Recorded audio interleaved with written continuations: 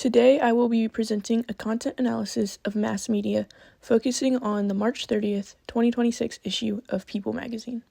In this presentation, I'll be analyzing images, advertisements, headlines, and recurring themes within the magazine to identify patterns in how gender, social status, and culture are represented. The goal of this project is to understand how media, especially big popular magazines, shapes the way we think about success, beauty, relationships, and social expectations. By looking closely at both the content and the messaging, we can uncover the deeper social meanings behind what might seem like simple entertainment. As I went through the magazine, several major themes stood out. First, there is a lot of coverage of Hollywood events, especially the Oscars, which highlights celebrity culture and prestige.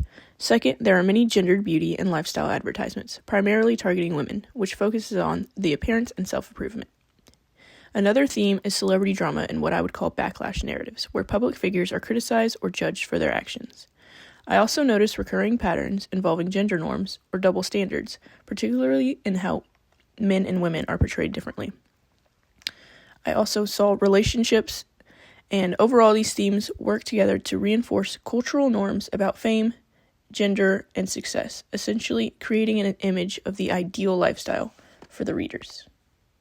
The target audience for People magazine appears to be mostly middle-aged women, particularly those in the middle to upper middle class. The content, especially the beauty ads, celebrity news, and relationship coverage, is clearly tailored to appeal to women who are interested in entertainment and pop culture. At the same time, the magazine is accessible to anyone interested in celebrity news, but the messaging and the advertising strongly suggest a gendered and class-based focus. This is important because understanding the target audience helps explain why certain messages and images are emphasized, especially those related to beauty, relationships, and lifestyle expectations. One of the biggest sections in the magazine is coverage of the Oscars. This includes fashion, award winners, and performances, all of which highlight the wealth, luxury, and elite status within our society. The celebrities featured are shown wearing expensive designer clothing and living highly glamorous lifestyles. What's interesting is that the focus is often shifted from their actual achievements to their appearance and status, what they're wearing, how they look, how they present themselves, who they show up with. From a sociological perspective, these celebrities can be understood as part of the upper class, often representing what we call new money, meaning wealth that has been recently acquired rather than inherited. Additionally, they can be seen as part of the dominant culture, since they hold significant influence over trends, values, and the public attention. This kind of media coverage reinforces the idea that wealth, fame, and appearance are key indicators of success.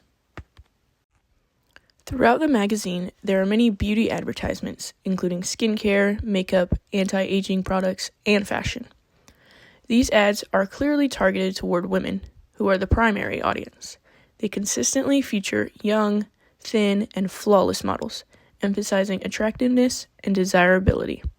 This reflects the concept of gender socialization, where media plays a major role in teaching individuals, especially women, what is considered beautiful or acceptable. According to Ferris and Stein, young women often experience increased body image concerns and lower self-esteem because they compare themselves to unrealistic beauty standards presented in the media. These ads don't just sell products. They also sell an ideal image of what women are supposed to look like, which can have real psychological and social effects on these women. Another major theme is celebrity backlash, where public figures are criticized for their behavior.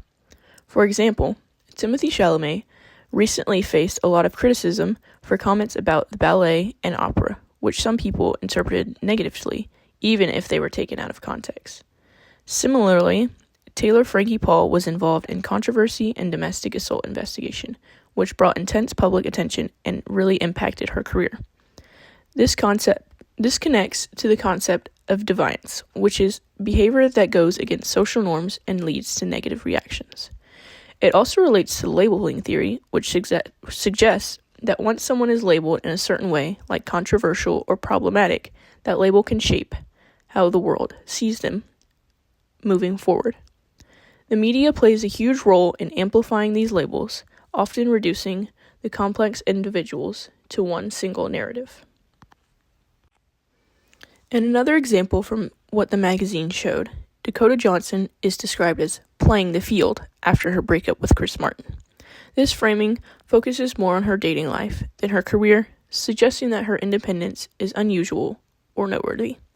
This reflects gender socialization, where women are often expected to prioritize long-term relationships and marriage.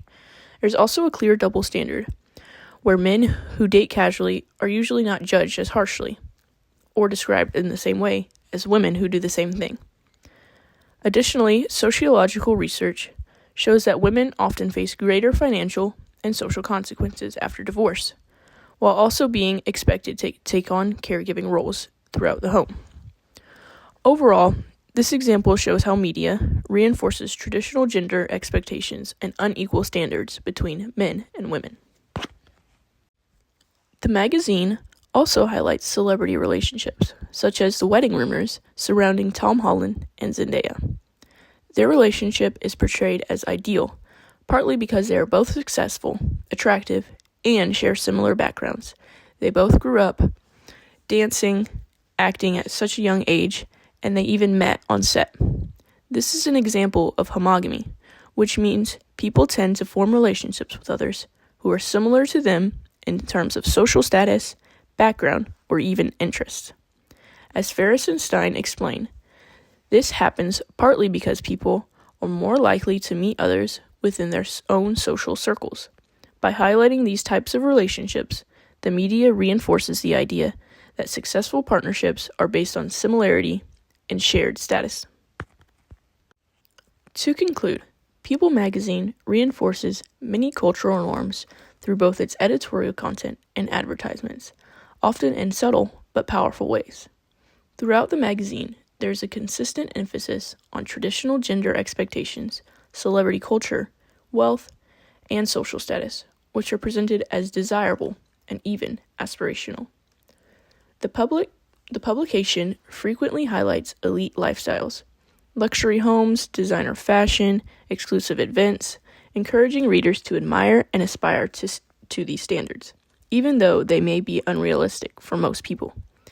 At the same time, it helps shape ideas about beauty, relationships, and success by repeatedly showcasing certain body types, romantic ideals, and career paths as the norm. What's important to recognize is that what we consume as entertainment is not neutral. Media like this actively teaches us social values, influences our perceptions, and can reinforce existing inequalities by normalizing privilege and limiting how different groups are represented. Overall, this analysis shows that media plays a powerful role in shaping how we view the world. It impacts our understanding of fame, gender roles, and social inequality, often without us even realizing it. Being aware of these influences allows us to think more critically about the messages we receive every day.